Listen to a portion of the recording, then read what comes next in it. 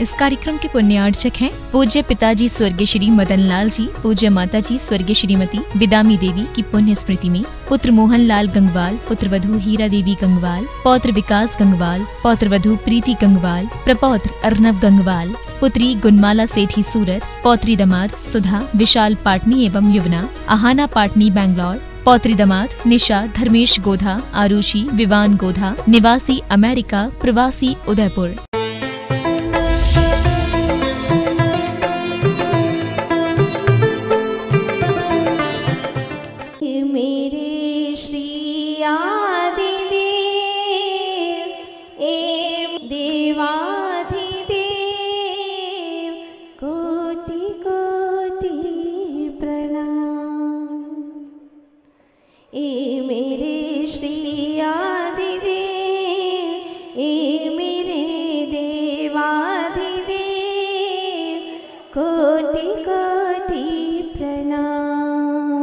प्रभु कोटि कोटि प्रणाम।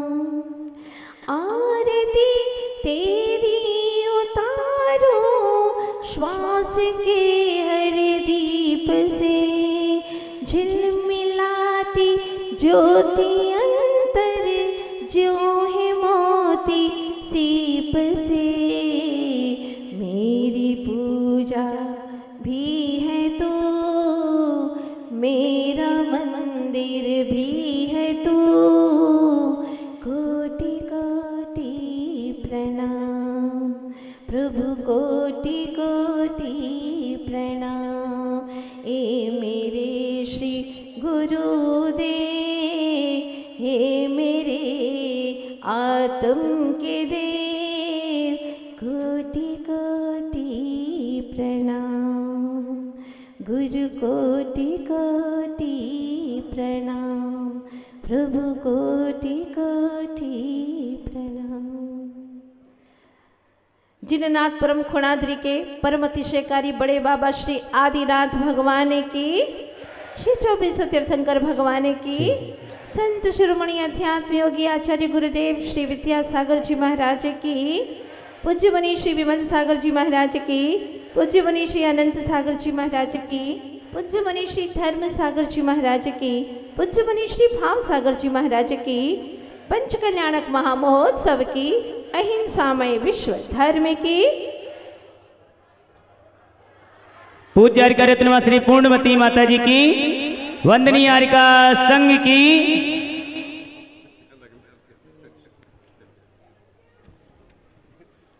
आदिश्वर प्रभु अभी प्रभुता को प्रगटाई नहीं है, अभी तो राज्यावस्था में है और विराजमान सिंहासन पर।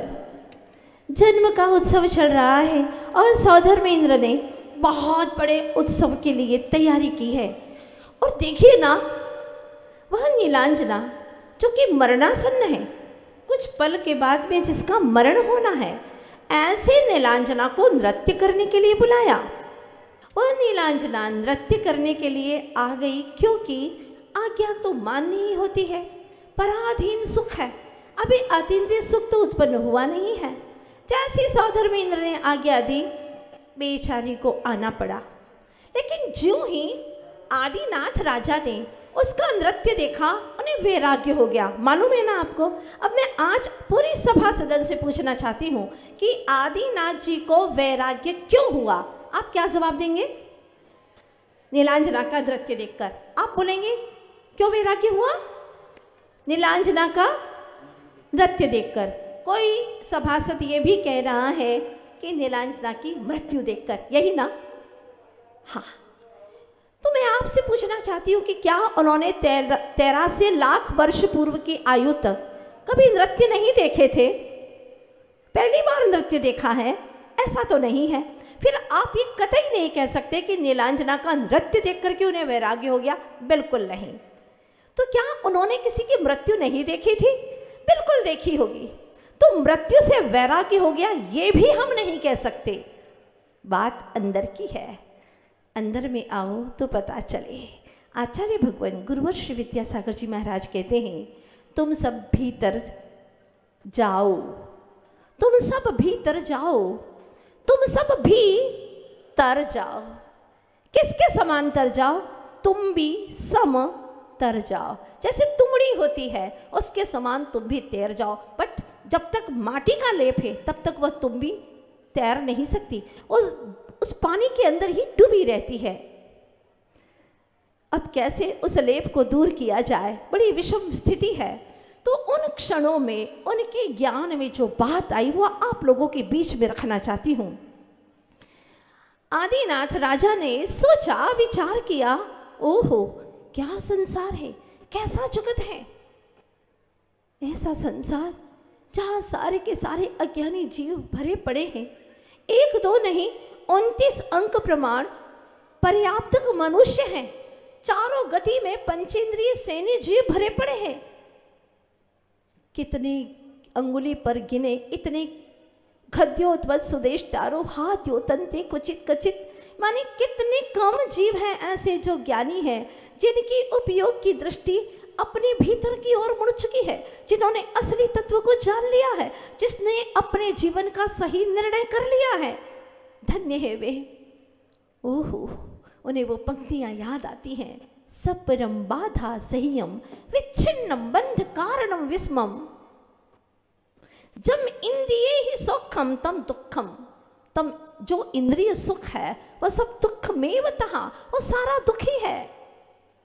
तम सवम दुख में वतहा, वो सारा दुखी है। जितना भी इंद्रिय सुख है, अब आप लोग मेरे ऊपर विश्वास नहीं करेंगे, लेकिन आपके लिए विषय दे रही हूँ। आप पंचेंद्र के विषयों को सुख मानते हैं, उसको भोगते वक्त अपने आप को सुखिया मानते हैं, तो वास्तव में वो सुख है क्या? अगर किसी का स्पर्श करने से सुख मिलता है तो 5 मिनट स्पर्श किया, आपको सुख ज़्यादा लगा, बहुत अच्छा लगा। 10 मिनट करिए तो दूना होना चाहिए। फिर अगर आप 20 मिनट करेंगे, 1 घंटा करेंगे तो कितना गुना हो जाएगा? 12 गुना होना चाहिए। 5 मिनट में इतना सुख तो 1 घंटे में 12 गुना सुख होना चाहिए। 24 घंटा उसे स्पर्श करते रहिए, छोड़िएगा नहीं। क्या आपको सुख लगेगा?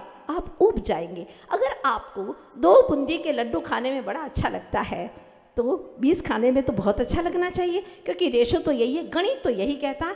पर ऐसा नहीं होता। 20 नहीं, आपके सामने हम 200 रखेंगे, आप खाइए, आपको कितना गुना 100 गुना सुख आना चाहिए। लेकिन ये विषय स्पष्ट है कि इंद्रिय के इस भोग में सुख नहीं है, एक सीमा है। सीमा के बाद में वही दुख में रूपांतरित हो जाता है। ऐसे ही सुगंध सुगंध सुगंध कितनी लेते रहोगे? आप उस सुगंध से भी परेशान हो जाओगे। ये तय बात है। चाहे कितने ही अच्छे दृश्य हों, आपको बार बार दिखाए जाए, इसके बाद में आपको अच्छा नहीं लगेगा। जो वस्तु पहली बार में, पहले ग्रास में आपको अच्छी लगती है, वो बार बार खाने के बाद में उसमें वो रस नहीं आता, क्योंकि ये सारे इंद्रिय सुख है। माना कि आपको कोई गीत अच्छा लगता है, लेकिन कितनी बार सुनोगे? 24 घंटा वही सुनाएंगे, आप ऊब जाएंगे। इसी का नाम है इंद्रिय सुख। सपरम, पराधीन है। बाधा संयम, बाधा से सहित है कुंद कुंज स्वामी। अध्यात्म योगी, अंतर जगत में डूबने वाले स्वानुभूति के रसी क्या कहते हैं? इसमें सुख नहीं है, ये मैंने अनुभूत किया है। सब परम, पराधीन है। बाधा संयम, विच्छिन्नम, छूट जाता है, विनाशिक है।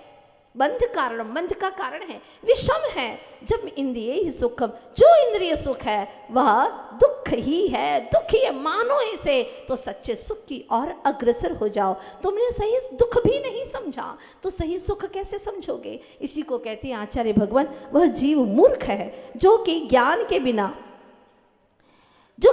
बिना क्रिया करता है, वह भी पहले नंबर का मूर्ख है। दूसरे नंबर का मूर्ख वह है कि जो बिना क्रिया किए अपने आप को सुखी मानता है, वह भी दूसरे नंबर का मूर्ख है। और तीसरे नंबर का मूर्ख है जो बिन मोक्ष कहे मैं मुखिया, मैं सुखिया। जो बिन मोक्ष कहे मैं सुखिया, जो बिना मोक्ष के कहता मैं तो बड़ा सुखी हूँ, वो तीसरे नंबर का, मतलब तीनों ही मूर्ख हैं। ऐसा आचार्य भगवान फरमाते हैं, कहते हैं। अब हमें समझना है कि हम कौन सी कोटि में आते हैं। कोई आपसे पूछे क्यों भाई कैसे हो, बड़े सुखी लग रहे? अरे बहुत सुखी हूँ, मैं तो बहुत सुखी हूँ। अब आपको सुख पाने की कोई तमन्ना नहीं होना चाहिए, क्योंकि आप सर्व सुखी हो गए हैं। लेकिन अंदर से पूछो तो फटे हाल हैं। अभी हर क्षण सुख की तमन्नाएं हैं, इच्छाएं हैं, वांछाएं हैं, और चाहिए। और तुम्हारे और के सुख का कोई छोर नहीं है। वासना इतनी है कि जिसमें वासना कोई ठहराव नहीं है। ऐसी जिंदगी है। हम क्यों नहीं ढूंढते अपने असली सुख को? क्यों नहीं खोजते अपने असली सुख को? असली सुख कहीं बाहर में नहीं है, अपने भीतर में है। कहते हैं ना, वो पंक्तियां जोड़ी गई हैं, जिन वाणी का कहना है ये आत्म सुख का झरना है, जिन वाणी का कहना है तेरा आत्म सुख का झरना है। एक बार अंतर्दृष्टिपात तो कर। लेकिन मूर्ख बना। कैसा मूर्ख बना? आपको एक बहुत छोटी सी घटना सामने रखती हूँ। राजा ने अपने मन में सोचा कि मेरे राज्य शासन में सब सुखी हैं, सब कुछ चीज है, मेरे राज्य शासन में हर चीज है, गायक भी है, नृत्यांगना भी हैं, बड़े बड़े विद्वान हैं, मंत्री बहुत अच्छे हैं, सब कुछ है। लेकिन एक चीज की बड़ी कमी, वो क्या है? मेरे नगर में, मेरे शासन में कोई भी मूर्ख नहीं है। अगर मूर्ख होता, हंसाता, लोग उसकी बात सुनते, बड़ा अच्छा लगता, कुछ तो मुस्कान आती उनके चेहरे पर। लेकिन कोई ऐसा मूर्ख ही नहीं है। तो ऐसा करूं, इस नगर के अंदर कोई मूर्ख को मैं ढूंढ लूं। और राजा उस मूर्ख को ढूंढने के लिए भेज देता है कई लोगों को, कई सिपाहियों को। और आखिरकार नगर के अंदर एक मूर्ख मिल जाता है। आप लोगों को लग रहा होगा कि किसी मूर्ख की खोज में गए हैं ना। अपन अपने आप को थोड़ी ना मूर्ख मानते। अगर कोई थोड़ी सी भी गलती करता, पागल, कितनी बार आप पागल बोल जाते हैं आपको मालूम नहीं है। एक बार किसी को पागल कहने पर आपको कितनी बार उस पागल कहने का हिसाब चुकाना होगा, पागल बन बन बन बन करके। ये सोच लेना। इसलिए जब भी बोलो सोच समझ करके बोलो। सामान्य जीव को भी तड़फाया नहीं जाता, तो फिर किसी विशेष को तो तड़फाया ही नहीं जाता ना। मोक्ष मार्गी को, ज्ञानी जीवों को कुंद कुंद स्वामी कहते हैं, हे आत्मन सावधान, कोई भी क्रिया गलत मत करना, कोई भी वचन गलत मत बोलना, कोई भी मन में दुर्विचार मत करना, क्योंकि तू एक बार कहेगा वो 3 गुना तो तेरे सामने आएगा ही आएगा। इसीलिए सावधानी बरतना। क्या हुआ? राजा ने तो मूर्ख की खोज कर ली, और जैसे ही वो मूर्ख सामने आया और उसके गले में मूर्खाधिराज का पट्टा पहना दिया, उसकी जांच पड़ताल की और ऐसा राजा को हंसाया कि राजा भी हंस हंस करके बहुत मज़ा आ गया राजा को। और उसने तत्काल खड़े होकर के उसको भी अपने शासन का एक रत्न स्वरूप मूर्खाधिराज उसका पट्टा पहना दिया। मूर्खाधिराज बड़ा खुश था कि पहली बार मेरा इतना आवभगत सम्मान हुआ है, बड़ा खुश था। और उसने सम्मान पा लिया। हुआ ये, कुछ दिन बीते ही थे कि राजा अचानक बीमार हुआ। कई वैद्य चिकित्सक आए राजा के पास में, और कईयों ने राजा की चिकित्सा की, लेकिन राजा ठीक नहीं हुआ। अंत तो गत्वा बस मरणासन्न था, जाने ही वाला था कि बारी बारी से सभी उनके मंत्री आदि जो करीबी लोग थे वो उनके पास में गए। तो मूर्खाधिराज ने सोचा कि मैं भी राजा का करीब व्यक्ति हूँ, मुझे भी पास में जाना चाहिए। वो भी पास में गया और धीरे से पूछा, राजन, लगता है कि आप कहीं जाने की तैयारी कर रहे हैं। राजा ने कहा, हाँ, मैं जाने की तैयारी कर रहा हूँ। तो राजन, आप कुछ तो तैयारी नहीं कर रहे हैं, उठिए ना, बैठिए ना आप और अपनी तैयारी करिए। सेना तैयार कर दी क्या आपने? चुप बैठ। क्यों राजन, सेना की तैयारी नहीं करना है? वहाँ सेना नहीं जा सकती तो अपने सेवक को तो तैयार कर लीजिए। आपके सब सेवक कैसे ही बैठे, हाथ पे हाथ धरे, तैयार कीजिए राजन। नहीं, वहाँ सेवक भी नहीं जा सकते। तो आपने अपनी संपत्ति, पेटियां, संदूक, अशरफियां, ये भी तो कुछ तैयारी नहीं की राजन, वो तो तैयार कर लीजिए। द्वारपाल को सचित करता हूँ मैं अभी। नहीं, द्वारपाल भी वहां नहीं जा सकते, कोई संपत्ति नहीं जा सकती, एक कौड़ी भी नहीं जा सकती वहां पर। तो फिर आपको राजन ये सब कुछ पता है? पता है नहीं, पता था। कब से पता था? बहुत पहले से। तो आप बहुत पहले से जानते थे कि कुछ भी नहीं जाएगा। कौन सी यात्रा है ऐसी? ये अंतिम यात्रा है। जिसको मृत्यु यात्रा कहते हैं, मैं वहीं जा रहा हूँ। वहां पर एक कोढ़ी भी मेरे साथ नहीं जाने वाली। तो मूर्ख ने सोचा और राजा से पूछा, राजन एक बात कहिए, जब आपको ये सारी बातें पहले से ही मालूम थी कि एक कोढ़ी भी साथ नहीं जाने वाली, तो आपने इतना समय बर्बाद क्यों किया राजन? क्यों इकट्ठा किया? ये सारी वस्तुओं को क्या जरूरत थी इनको इकट्ठा करने की? क्यों इतनी चिंताएं की आपने? आचार्य भगवान गुरुवर श्री विद्यासागर जी महाराज, जिनकी वाणी अनमोल है, अद्भुत है। आप लोग सोच रहे होंगे कि ये खड़क की वहां तक क्यों गई? बताना चाहूंगी आपको, ये खड़क की आपकी कन्या उस सड़क तक क्यों गई? ये वागड़ की आपकी कन्या उस गढ़ तक क्यों गई? इसका कारण बताना चाहूंगी। वह जो गुरुवर है, उनको कहा, गुरुदेव आप गर्मी के दिनों में ऐसी भयानक गर्मी के स्थान पर आप पधारते हैं, कुंडलपुर जैसी भयानक गर्मी, चारों तरफ घाटियां हैं, और आप यहाँ आकर के बैठते हो। ठंडी के दिनों में आप वहां पर जाते हैं डिंडोरी, जहाँ पर भयानक ठंडी पड़ती है, अमरकंटक, वहां जाकर के बैठ जाते हैं। और यहाँ पर भयंकर लपटों में आपको नींद कैसे आती होगी? आचार्य भगवान कहते हैं, रात में लपटे खा लेता हूँ और सवेरे चौके में जाकर के लपटा खा लेता हूँ।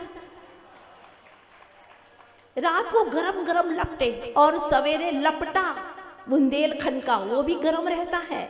धन्य है गुरुवर। कहा कि गुरुवर आप तो फल का रस भी नहीं पीते। किसने कहा? मैं तो फल का लेता हूं और रस भी लेता हूं, अलग अलग कर दिया। फल का भी लेता हूं, फल का रोटी, और रस भी लेता हूं, गोरस लेता हूं ना। गोरस का मतलब है घी, वो भी तो लेता हूं। ये आचार्य भगवान की कैसी सुलझाव भरा समाधान है, कभी भी नकारात्मक नहीं सोचते गुरुवर। एक बार शिष्य ने कहा, गुरुवर आप इतनी मेहनत करके भी कुछ नहीं लेते तो कैसे शरीर चलेगा गुरुवर? देखो एक्सरसाइज करने वाले लोग पहले एक्सरसाइज करते हैं, फिर एक ग्लास दूध पी लेते हैं, और आप तो कुछ भी नहीं लेते। कैसे नहीं लेता मैं भी देखो एक्सरसाइज करके एक क्लास ले लेता हूं, एक क्लास। ये गुरुदेव की भाषा है। धन्य है निष्प्रही निरही ऐसे स्वावलंबी गुरु, जिनके बारे में क्या कहूं मैं। जब मैंने पहली बार दर्शन किया तब मैंने कहा, मन ही मन गुरु बनाना तो ऐसा बनाना जिससे कि ये आत्मा परमात्मा तत्व को प्राप्त कर ले, चाहे कितनी ही कठिन पुरुषार्थ करना पड़े। 10 प्रतिमा जाते ही मुझे दे दी गुरुदेव ने, और कहा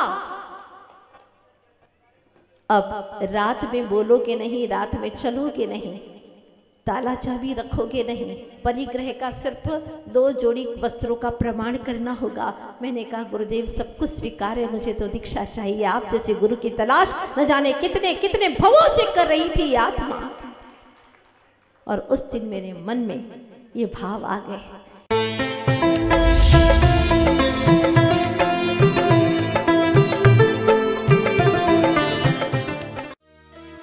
इस कार्यक्रम के पुण्यार्चक थे पूज्य पिताजी स्वर्गीय श्री मदन लाल जी, पूज्य माताजी स्वर्गीय श्रीमती बिदामी देवी की पुण्य स्मृति में पुत्र मोहन लाल गंगवाल, पुत्र वधू हीरा देवी गंगवाल, पौत्र विकास गंगवाल, पौत्र वधू प्रीति गंगवाल, प्रपौत्र अर्नव गंगवाल, पुत्री गुणमाला सेठी सूरत, पौत्री दामाद सुधा विशाल पाटनी एवं युवना आहाना पाटनी बैंगलोर, पौत्री दामाद निशा धर्मेश गोधा आरुषि विवान गोधा निवासी अमेरिका प्रवासी उदयपुर।